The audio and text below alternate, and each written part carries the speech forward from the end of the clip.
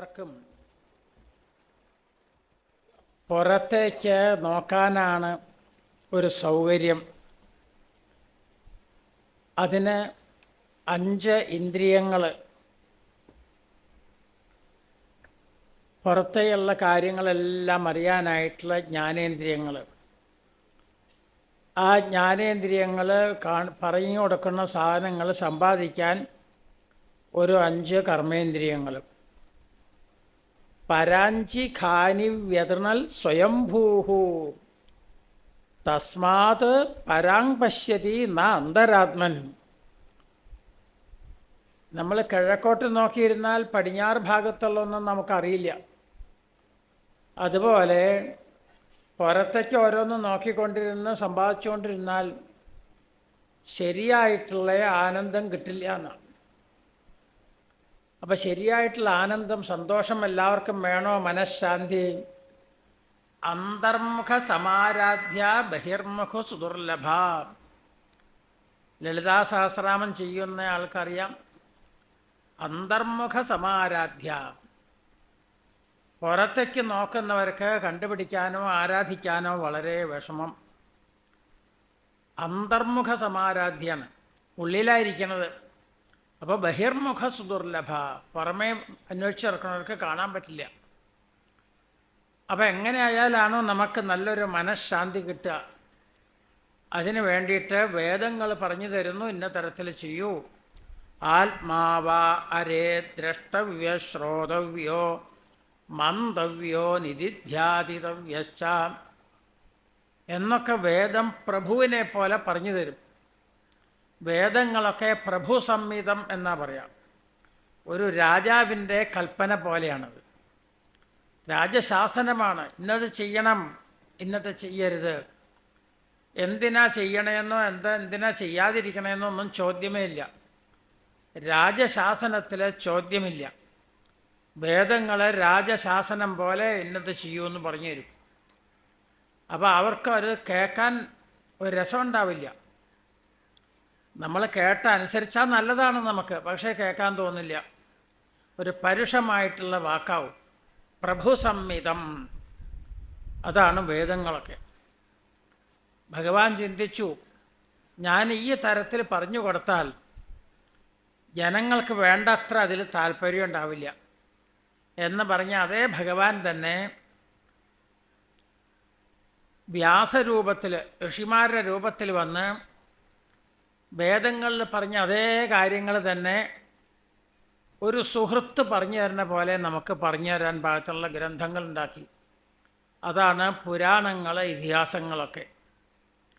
നല്ലൊരു സുഹൃത്ത്, ഒരു കൂട്ടുകാരൻ എങ്ങനെയാണോ തൻ്റെ സുഹൃത്തിന് പറഞ്ഞു കൊടുക്കുക, അതുപോലെയാണ്. അപ്പം നല്ല മയമായിട്ട് കേൾക്കാൻ താല്പര്യമുണ്ടാവും.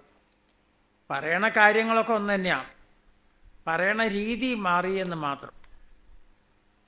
അങ്ങനെ പറഞ്ഞു തന്നതാണ് ഈ പുരാണ ഇതിഹാസങ്ങളൊക്കെ. വേദത്തിനെ കുറച്ചും കൂടി ഒരു ശ്രവ്യമായിട്ട്, കേൾക്കാൻ താല്പര്യമുള്ള രീതിയിൽ മനോഹരമായിട്ട്, അതിനാണ് കഥകൾ ഒക്കെ ആക്കി ചേർത്തത്. കഥകളെന്ന് പറഞ്ഞാൽ ഒക്കെ എല്ലാം ഉദാഹരണമാണ്. ഒരു കഥ പറയാമെന്ന് പറഞ്ഞാൽ എന്തിനു വേണ്ടിയിട്ടാണ്?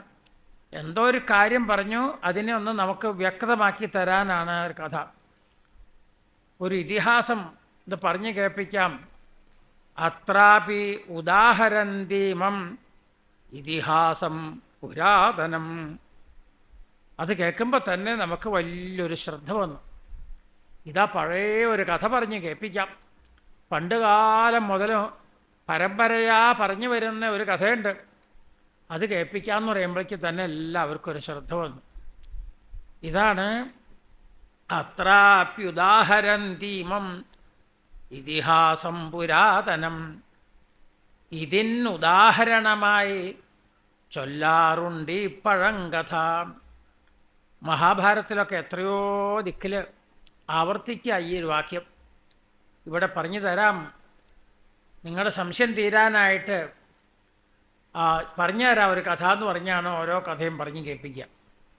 അപ്പോൾ ഗഹനമായിട്ടുള്ള വേദമാതാവ് എങ്ങനെ ഗഹനമായിട്ട് പറഞ്ഞു തരുന്നുവോ ആ ഉപദേശം തന്നെ വളരെ ലളിതമാക്കിക്കൊണ്ട് കുറേയും കൂടി ലളിതമാക്കിക്കൊണ്ട് നമുക്ക് പുരാണ ഇതിഹാസങ്ങൾ പറഞ്ഞു തരും. എന്താ പറഞ്ഞു തരണേന്ന് ചോദിച്ചാൽ മനുഷ്യൻ്റെ ആത്യന്തികമായിട്ടുള്ള കർത്തവ്യം. നിങ്ങൾ മരുമരീചികയുടെ മരുഭൂമിയിൽ സൂര്യരശ്മി തട്ടി അതിൻ്റെ പ്രകാശം വരുമ്പോൾ വെള്ളമുണ്ടെന്ന് തോന്നും.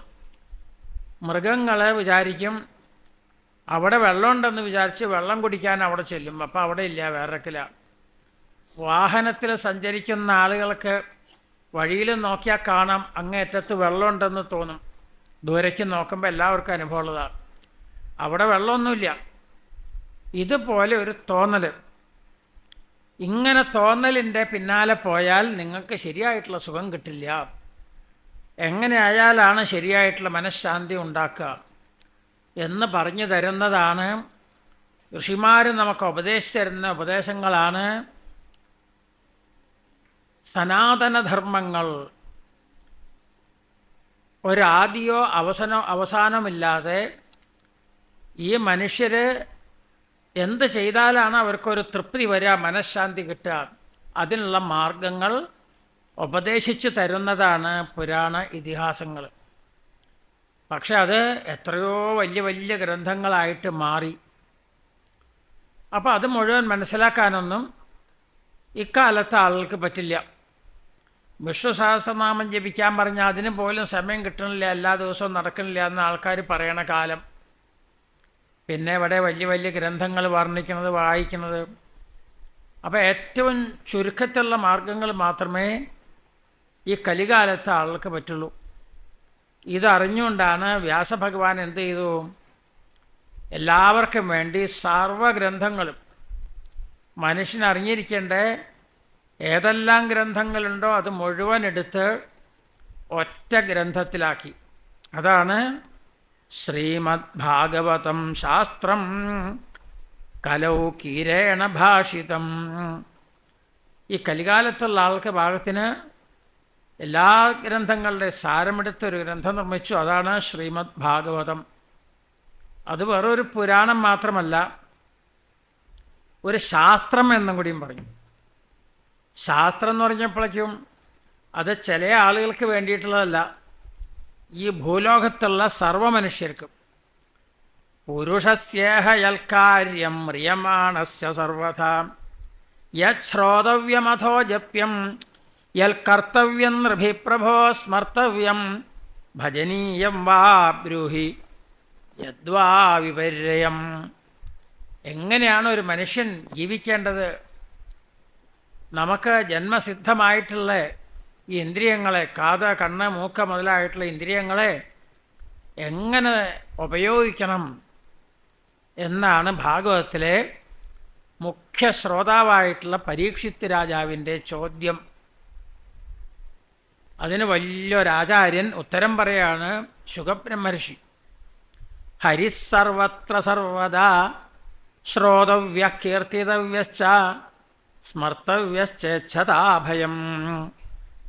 അവനവൻ്റെ ഇഷ്ടദേവതയെക്കുറിച്ച് എങ്ങനെ വേണമെങ്കിലും ആവാം, ഇഷ്ടദേവതയെ സങ്കല്പിക്കാം. ശിവനായിട്ട് വേണമെങ്കിൽ ആവാം, ദേവിയായിട്ട് വേണമെങ്കിൽ അങ്ങനെ ആയിക്കോളൂ, ഗണപതി ആയിട്ടോ. ഒരേ ഭഗവാൻ തന്നെ നാനാരൂപം സ്വീകരിക്കുക, ഭക്തന്മാരെ ഉപാസിക്കാൻ സൗകര്യത്തിന് വേണ്ടി. നിങ്ങൾക്ക് എങ്ങനെ വേണമെങ്കിൽ ഉപാസിച്ചോളൂ എന്നും പറഞ്ഞ് നാനാരൂപത്തിൽ. അപ്പോൾ ഏത് രൂപമാണോ നമ്മുടെ ഉള്ളിൽ തെളിഞ്ഞു വരിക ആ രൂപത്തിൽ ധ്യാനിക്കാം. ഏത് രൂപം ധ്യാനിച്ചാലും ഫലം ഒന്നാണ്. എന്താ അത്? തെറ്റായിട്ടുള്ള കാര്യങ്ങളുടെ പിന്നാലെ പോയി നമുക്ക് വളരെ വളരെ അസ്വസ്ഥത ഉണ്ടാക്കുന്ന വിഷയങ്ങളിലേക്ക് പോയിക്കൊണ്ടിരിക്കുന്ന മനസ്സിനെ ഭഗവാന്റെ അടുക്കലേക്ക്, ഈശ്വരൻ ഭഗവാൻ ആനന്ദസ്വരൂപി ജീവരൂപത്തിൽ തൻ്റെ ഉള്ളിൽ തന്നെ ഇരിക്കണം. അപ്പോൾ അവിടെ ഇരുന്നാലല്ലേ സുഖം കിട്ടുക, പുറത്തേക്ക് പോയാൽ കിട്ടില്ല.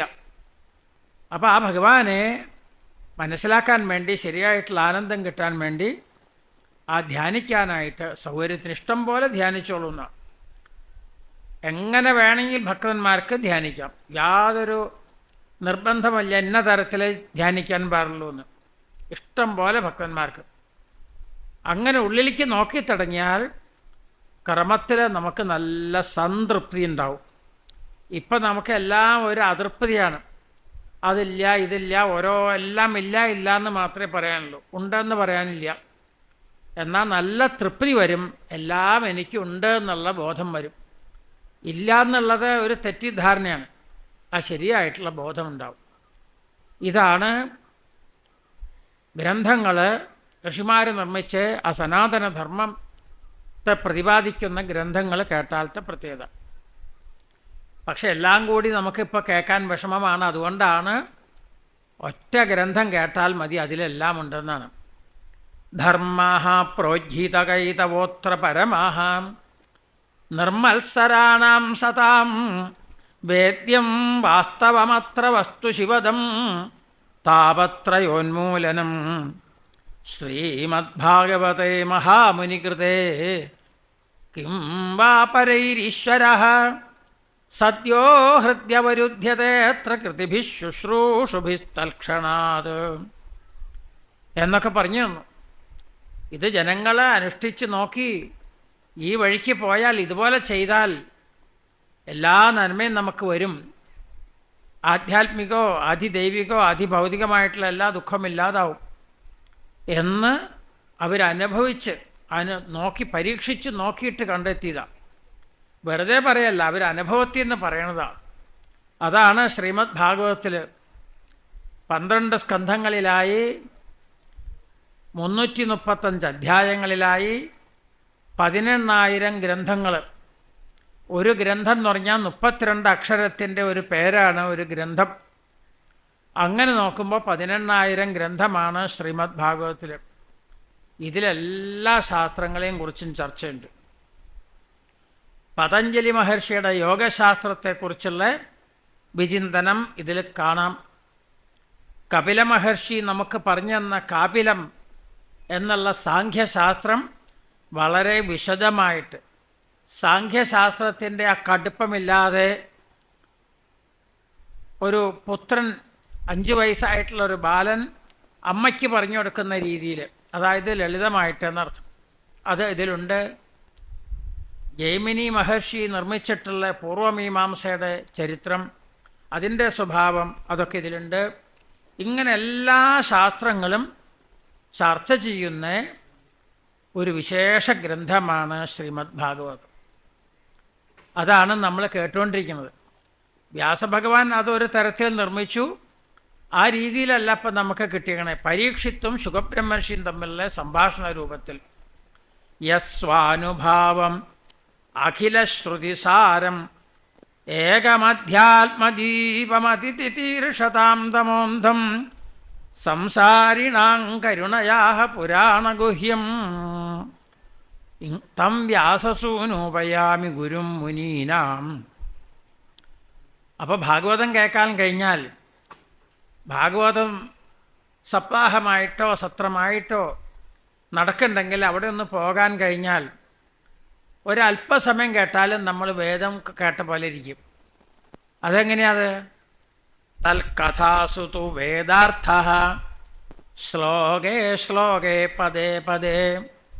ഓരോ ശ്ലോകത്തിലും ഓരോ പദത്തിൽ പോലും വേദാർത്ഥമാണ്, മനുഷ്യൻ്റെ ദുഃഖമില്ലാതാക്കാനുള്ള മാർഗമാണ് ഓരോ ശ്ലോകത്തിലും പറഞ്ഞു തരുന്നതെന്ന്. അതാണ് ശ്രീമദ് ഭാഗവതത്തിൻ്റെ ഒരപാര മഹിമ, സർവശാസ്ത്രസാരം എന്നൊക്കെ അതിനെക്കുറിച്ച് പറയാം. അങ്ങനെയുള്ള വിശേഷ ഒരു ശാസ്ത്രമാണ് നമ്മളിവിടെ ചർച്ച ചെയ്തുകൊണ്ടിരിക്കുന്നത്. അത് പാരായണം ശ്രവിക്കുക. സാധാരണ സത്രമാവുമ്പോൾ കുറേ അധികമായ പലരെയും ഒരു പ്രഭാഷണം കഴിയുമ്പോഴേക്കും മറ്റേ തിറങ്ങാറായി, അയും പിന്നെ തിറങ്ങാറായി, അങ്ങനെയുള്ള ലഹളകളൊന്നുമില്ല ഇവിടെ. വളരെ ശാന്തമായിട്ടുള്ള രീതിയിൽ. അപ്പം നമുക്കെല്ലാവർക്കും വേണ്ട പോലെ അത് ഉൾക്കൊള്ളാൻ പറ്റും. മറ്റെല്ലാം കൂടി വരുമ്പോഴേക്കും സമയമില്ലാതെ വന്നു, വളരെ വിഷമം. പാരായണത്തിനും സമയമില്ല, പ്രഭാഷണത്തിനൊന്നും സമയമില്ലാതെ വരും. ഇതങ്ങനെയല്ല, വളരെ ശാന്തമായിട്ടിരുന്ന് നമുക്ക് കേൾക്കാനും ശ്രവണം ചെയ്യാനും മനനം ചെയ്യാനും എല്ലാം സൗകര്യമുണ്ട്. അപ്പം ഇങ്ങനെയുള്ള അവസരം കിട്ടലാണ്. ഭഗവാന്റെ അനുഗ്രഹം നമുക്കുണ്ടോ എന്ന് ചോദിച്ചാൽ, ഇങ്ങനെയുള്ള നല്ല നല്ല അവസരങ്ങൾ കിട്ടൽ തന്നെയാണ് ഭഗവാന്റെ വലിയ ഒരു അനുഗ്രഹം. 10 വിഷയങ്ങളാണ് ശ്രീമദ് ഭാഗവതത്തിൽ വർണ്ണിക്കുന്നത്. 3-ാം സ്കന്ധം മുതൽ 12 കഴിയുന്നവരെയുള്ള 10 സ്കന്ധങ്ങളിൽ 1ഉം 2ഉം സ്കന്ധങ്ങളിലൊക്കെ അതിൻ്റെ ഒരു ആമുഖം, ആരാണ് വക്താവ്, ആരാണ് ശ്രോതാവ് എന്നൊക്കെയുള്ള ഒരു നല്ല ശിഷ്യനെ, ഒരു ഗുരുനാഥൻ എങ്ങനെ ഉപദേശിച്ചു കൊടുക്കണം എന്നുള്ളതിൻ്റെയൊക്കെ ഒരു മാതൃകയാണ് 1ഉം 2ഉം സ്കന്ധങ്ങളിൽ. 3-ാം സ്കന്ധം തുടങ്ങി 12 കഴിയുന്നവരെയുള്ള 10 സ്കന്ധങ്ങളിൽ 10 വിഷയങ്ങളാണ് പ്രതിപാദിക്കുക. അതിലിപ്പോൾ പോഷണം എന്നുള്ള വിഷയമാണ് നമ്മൾ ചർച്ച ചെയ്തുകൊണ്ടിരിക്കുന്നത്. ഭഗവാൻ ഭക്തന്മാരിൽ കാണിച്ച അപാര കാരുണ്യം എന്ന് ചുരുക്കത്തിൽ അതിനർത്ഥം. പോഷണം തദനുഗ്രഹ, ഭഗവാൻ ഭക്തന്മാരെ അനുഗ്രഹിച്ച ചരിത്രം, ഇത് മാത്രം വർണ്ണിക്കുക. അത് കേൾക്കുമ്പോൾ നമുക്കും ഒരു വിശ്വാസം വരും. എന്തുണ്ടെങ്കിലും നമുക്ക് അവനവൻ്റെ ദേവതയെ ഉപാസിച്ചാൽ മതി, നമുക്കെല്ലാ വിഷമം തീരുന്നൊരു ബോധം ഉണ്ടാവണം. അതിനാ പോഷണം തദനുഗ്രഹ. എങ്ങനെയുള്ള ആളുകളെ പോഷിപ്പിക്കണേ ഭഗവാൻ? ഭഗവാൻ പറഞ്ഞ പോലെ ജീവിക്കുന്ന ആളെയല്ല, അവരെ പോഷിപ്പിക്കും, സംരക്ഷിക്കും. അതല്ലാത്തവരെ വഴിവിട്ട് നടക്കുന്നവരിൽ പോലും കാരുണ്യം കാണിക്കുക. അതാണ് ഭഗവാന്റെ അപാര മഹിമ എന്ന് പറഞ്ഞാൽ. ഇന്ന തരത്തിൽ ജീവിക്കണം, ഒരു ഗൃഹസ്ഥൻ ഇന്ന തരത്തിൽ ജീവിക്കണം, ബ്രഹ്മചാരിയാണെങ്കിൽ ഇന്ന ചിട്ടകൾ വേണം, വാനപ്രസ്ഥനാണെങ്കിൽ ഇന്ന ചിട്ടകൾ വേണം, സന്യാസിയാണെങ്കിൽ എന്നൊക്കെ ഒരു ചിട്ടയുണ്ട്. അതൊക്കെ വിട്ട ആളുകൾ നടക്കും. അപ്പം അവരെ രക്ഷിക്കുക. അതിലംഘിത മര്യാദ രക്ഷണം പോഷണം സ്മൃതം. അതിലംഘിത മര്യാദ, വഴിവിട്ട് നടക്കുന്നവരിലും ഭഗവാൻ എന്തെങ്കിലും നമുക്ക് പറ്റുന്ന സമയത്ത് നമ്മളൊരു സൽക്കർമ്മം ചെയ്തു വച്ചിട്ടുണ്ടെങ്കിൽ അത് നമ്മുടെ രക്ഷയ്ക്കായിട്ട് വരുന്ന, അതാണ് ധർമ്മോ രക്ഷതിരക്ഷിതാഹ. വലിയ ആപത്തിൽ വിഷമത്തിൽപ്പെട്ട് ആരുമില്ല നമുക്ക് സഹായത്തിനെന്ന് വിചാരിക്കുമ്പോൾ നമുക്ക് എന്തെങ്കിലും ഒരു സുഹൃതം ഉണ്ടെങ്കിൽ ഒരാളുണ്ടാവും ആ സമയത്ത് സഹായിക്കാൻ. അപ്രതീക്ഷിതമായിട്ട് എന്തെല്ലാം സംഭവിക്കാറുണ്ട് അപ്രതീക്ഷിതമായിട്ട്. അതൊക്കെ നമ്മൾ ചെയ്തു വച്ചിട്ടുള്ള പുണ്യപാപങ്ങളുടെ ഫലമാണ്. നമുക്ക് നല്ല അനുഭവം വരുന്നുണ്ടെങ്കിൽ അതൊക്കെ സൽക്കർമ്മങ്ങളുടെ ഫലം, വിപരീത അനുഭവം വരുന്നുണ്ടെങ്കിൽ ദുഷ്കർമ്മങ്ങളുടെ ഫലം. ഏതായാലും നമ്മുടെ രക്ഷയ്ക്ക് നമ്മുടെ അടുക്ക് എത്തിച്ചേരും അത്. ധർമ്മോ രക്ഷതി രക്ഷിതാഹ. ധർമ്മ ഏവ ഹതോ ഹന്തി ധർമ്മോ രക്ഷതി രക്ഷിതാഹ. ധർമ്മം എന്ന് പറഞ്ഞാൽ മനുഷ്യൻ്റെ കർത്തവ്യം എന്നാണ് അർത്ഥം. വേദോക്തം കർത്തവ്യം കർമ്മ ധർമ്മ. ഇതാണ് ശ്രീമദ് ഭാഗവതത്തിൽ വർണ്ണിക്കുന്നത്. ആ ഭാഗവതമാണ് ഇപ്പോൾ പോഷണം എന്നുള്ള ഭാഗം. അജാമിളന് കുറേ കാലം സാത്വികമായിട്ട് ജീവിച്ച കാരണം വഴിതെറ്റിപ്പോയപ്പോഴും ആ പുണ്യം രക്ഷയ്ക്കായിട്ട് വന്നു. വെറും പുത്രൻ്റെ പേരാണെങ്കിലും നാരായണ എന്ന് വിളിച്ചു അവശനായിക്കൊണ്ട്. അതുകൊണ്ട് എന്തുണ്ട്, ആ രക്ഷയ്ക്കായിട്ട് ആൾക്കാർ അവർ സമയത്ത് എത്തിച്ചേർന്നു. ഇതാണ് ആ പീതപടാഹ മനോരമാഹ. ഒരു 4 ആൾക്കാർ അവിടെ എത്തിച്ചേർന്നു. അപ്പോൾ അജാമിളനെ പോഷിപ്പിച്ച ചരിത്രം. ആദ്യമൊക്കെ നല്ല രീതിയിൽ ധാർമ്മികമായിട്ട് ജീവിച്ചു, പിന്നെ വഴിതെറ്റിപ്പോയി, ഭഗവാൻ രക്ഷിച്ച ചരിത്രം. പിന്നെ ദക്ഷൻ്റെ ആ സന്താനങ്ങളുടെയൊക്കെ ചരിത്രം, നാരദ മഹർഷിയുടെ ആ ഭക്തന്മാരെയൊക്കെ അനുഗ്രഹിച്ച ചരിത്രം. പിന്നെ വിശേഷമായ ഒരു ചരിത്രം പറയും, അതാണ് വൃത്രാസുര ചരിത്രം. അത് പറഞ്ഞു വരുമ്പോഴാണ് നാരായണ കവചം ഒക്കെ വരിക. ഓരോ ആപത്തിൽ നിന്ന് ഭക്തന്മാരെ ഭഗവാൻ രക്ഷിച്ച ചരിത്രം. ആ രൂപത്തിൽ എന്നെ രക്ഷിക്കണേ എന്ന് പ്രാർത്ഥിക്കുന്ന പ്രാർത്ഥനയാണ് നാരായണ കവചം. അതാണ് നമ്മൾ പാരായണം ചെയ്ത് നിർത്തിയേക്കുന്നത്. അതോട് അനുബന്ധിച്ചാണ് വൃത്രാസുരൻ്റെ അത്ഭുതമായ ചരിത്രം വരിക. ആ വൃത്രാസുരൻ്റെ 7 അധ്യായം കൊണ്ട് വൃത്രാസുര ചരിത്രം പറയും. അത് വരുമ്പോഴാണ് 7 മുതൽ 13 വരെയുള്ള അധ്യായങ്ങൾ. അത് വരുമ്പോഴാണ് ഈ നാരായണ കവചമൊക്കെ ഉപദേശിക്കുക.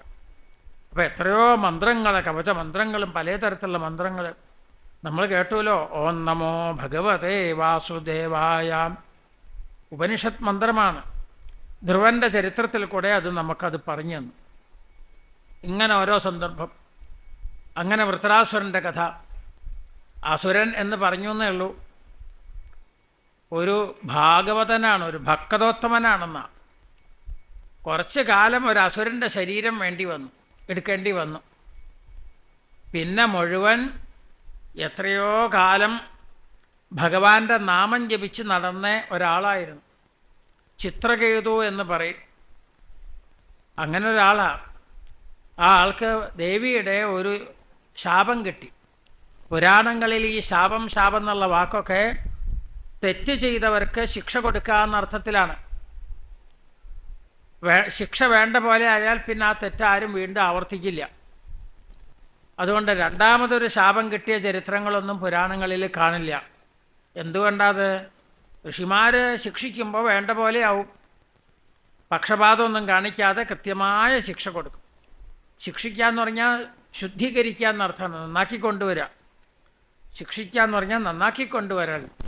അപ്പോൾ ചെയ്ത തെറ്റ് മനസ്സിലാക്കി കൊടുത്ത് അതിനൊരു പ്രായശ്ചിത്തം ചെയ്യിക്കലാണ് വാസ്തവത്തിൽ. അപ്പോൾ പാർവതി ദേവിയുടെ ഒരു ശാപം, അതായത് ഒരു ശിക്ഷ കിട്ടി. സദസ്സിലിരിക്കുമ്പോൾ സാധാരണക്കാർക്ക് തെറ്റിദ്ധാരണ ഉണ്ടാക്കാൻ പാകത്തിന് മഹാദേവനെ കുറിച്ച് പറഞ്ഞു. തെറ്റൊന്നും പറഞ്ഞില്ല, പക്ഷെ കേൾക്കുന്ന ആൾക്ക് തെറ്റായിട്ട് തോന്നും. എന്നാൽ ബുദ്ധിഭേദം ജനയെ എന്നാണ്. നമ്മളെന്ത് പറയുകയാണെങ്കിലും ജനങ്ങൾക്കൊരു തെറ്റിദ്ധാരണ ഉണ്ടാവാൻ പാടില്ല. അത് വളരെ ശ്രദ്ധിക്കണം എന്നാണ്. ആ ഒരു തെറ്റിദ്ധാരണ ഉണ്ടാക്കുന്ന രീതിയിലായി ചിത്രകേതുവിൻ്റെ വാക്ക്. ഭഗവാൻ അത് കേട്ട് സന്തോഷിച്ച് ചിരിച്ചുള്ളൂ. ദേവി പറഞ്ഞു, നിൻ്റെ ഈ വാക്ക് ആൾക്ക് തെറ്റിദ്ധാരണ ഉണ്ടാക്കും. നീ അസുര സ്വഭാവം കാണിച്ചു, അതുകൊണ്ട് അസുരനാവട്ടെ എന്നോട്. അമ്മയെന്നും പറഞ്ഞാണ് പാദത്തിൽ നമസ്കരിച്ച്. ദേവിയുടെ മനസ്സ് മാറി. എന്താ മകനേ എന്ന് ചോദിച്ചു. എന്താ ശാപമോക്ഷം? അമ്മമാർ കുട്ടികൾക്ക് വേണ്ടത് മാത്രമേ കൊടുക്കുള്ളൂ, ഞാൻ ശാപമായിട്ടേ കരുതണില്ല. ഒരു പ്രാർത്ഥനയുണ്ട് എൻ്റെ വാക്കിൽ. ഞാൻ മനഃപൂർവ്വം ഒന്നും ഭഗവാനെ നിന്ദിച്ചിട്ടില്ല. എൻ മന്യസേ അസാധൂക്തം യതിതൽ ക്ഷമ്യതാം സതി. എൻ്റെ വാക്കിൽ എന്തെങ്കിലും ഒരു വിരോധം വന്നിട്ടുണ്ടെങ്കിൽ, വിഷമം വന്നിട്ടുണ്ടെങ്കിൽ അത് ക്ഷമിക്കണം അമ്മേ, ഒരു പ്രാർത്ഥനയുള്ളൂ എന്ന്. അങ്ങനെ ഇരിക്കുന്ന സമയത്താണ് ത്വഷ്ടാവ് ഒരു ഹോമം ചെയ്യാണ്. തൻ്റെ പുത്രനായിട്ടുള്ള വിശ്വരൂപനെ ഇന്ദ്രൻ പാദത്തിൽ നമസ്കരിച്ച് വിളിച്ചു കൊണ്ടുപോയി കാര്യം കിട്ടിക്കഴിഞ്ഞപ്പോൾ കഴുത്ത് മുറിച്ചു. അപ്പോഴാണ് ഇന്ദ്രന് പകരം ചോദിക്കാനായിട്ട് ഒരു ആഭിചാര ഹോമം ചെയ്തു, ഒരു പുത്രനുണ്ടാവാൻ. അങ്ങനെ ഉണ്ടായ ആളാണ് ഈ വൃത്രാസുരൻ. അപ്പോൾ പൂർവ്വജന്മം മുഴുവൻ എത്രയോ വർഷങ്ങൾ ഭഗവാന്റെ നാമം ജപിച്ച് നടന്ന ഒരു വിദ്യാധരനായിട്ട് തീർന്ന ആളാണ്. ഇങ്ങനെയൊക്കെയുള്ള ആളാണ് ചിത്രകേതു. അപ്പോൾ അമൃത് പാനം ചെയ്ത ആളാണ്. നാമമാകുന്ന അമൃതം, നാമാമൃതം പാനം ചെയ്ത ആളാണ്. പക്ഷേ കുറച്ച് ക്ലേശം, കുറച്ച് ആ ദേവിയുടെ വാക്കനുസരിച്ച് ശരീരം മുഴുവൻ അസുരൻ്റെ പോലെ, മനസ്സ് മുഴുവൻ മഹാഭാഗവതൻ്റെ. അതൊക്കെ അവർ തമ്മിലുള്ള സംഭാഷണത്തിൽ നമുക്ക് കേൾക്കുമ്പോൾ അറിയാം. ഇന്ദ്രനും വൃത്രനും തമ്മിലുള്ള സംഭാഷണം ഉണ്ട്, അതിന്ന് കേട്ടാൽ മനസ്സിലാവും. ഇന്ദ്രന് പോലും ഉപദേശം കൊടുക്കുക, ഭഗവാന്റെ അനുഗ്രഹം എനിക്ക് പൂർണ്ണമായിട്ടുണ്ട്.